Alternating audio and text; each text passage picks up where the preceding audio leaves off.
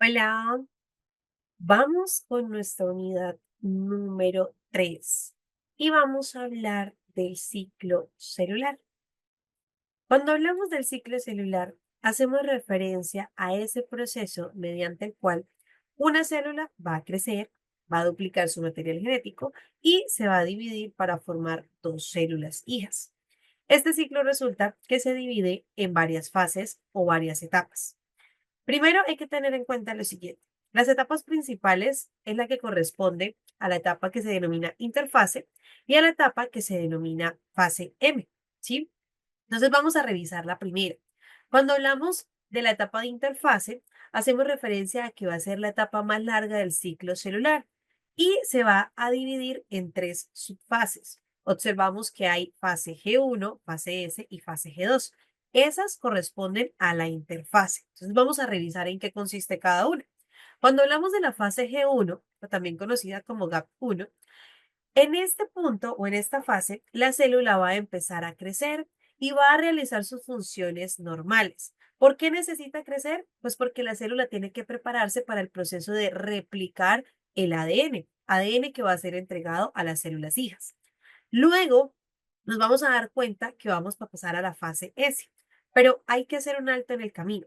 Primero hay que darnos cuenta que la fase G1 es la fase más larga, porque la célula tiene que prepararse muy bien para poder cumplir esa función de replicar el ADN. Antes de pasar a la fase S, las células pueden llegar a tomar otro camino, que es el que se conoce como fase G0. Este es un estado de reposo en donde las células no van a entrar en un proceso, digámoslo así, de división, pero sí van a seguir realizando sus funciones normales, como por ejemplo algunas células musculares y células nerviosas. Cuando las células deciden pasar ese camino de la fase S para entrar en el proceso de división, entonces vamos a encontrar esa fase S llamada síntesis.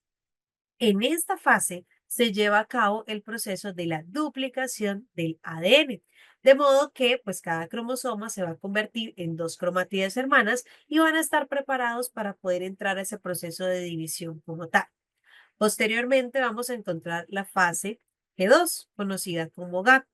En esta fase G2, la célula continúa creciendo, se va preparando para ese proceso de división celular, va verificando que el ADN esté completamente replicado, que en ese proceso de duplicación se haya realizado todo de forma correcta y que no tenga ninguna alteración. Es decir, que la célula hace una revisión previa para que cuando se vaya a dividir, pues no se cometan errores.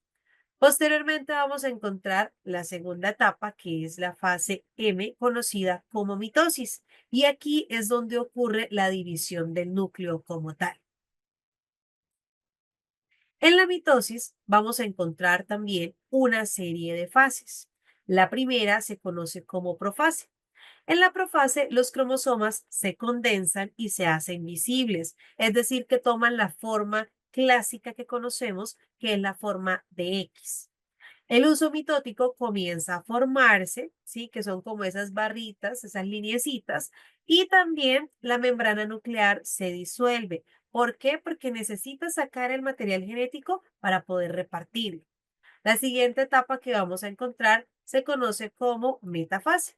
En la metafase, los cromosomas se alinean en el plano ecuatorial de la célula, es decir, en el centro.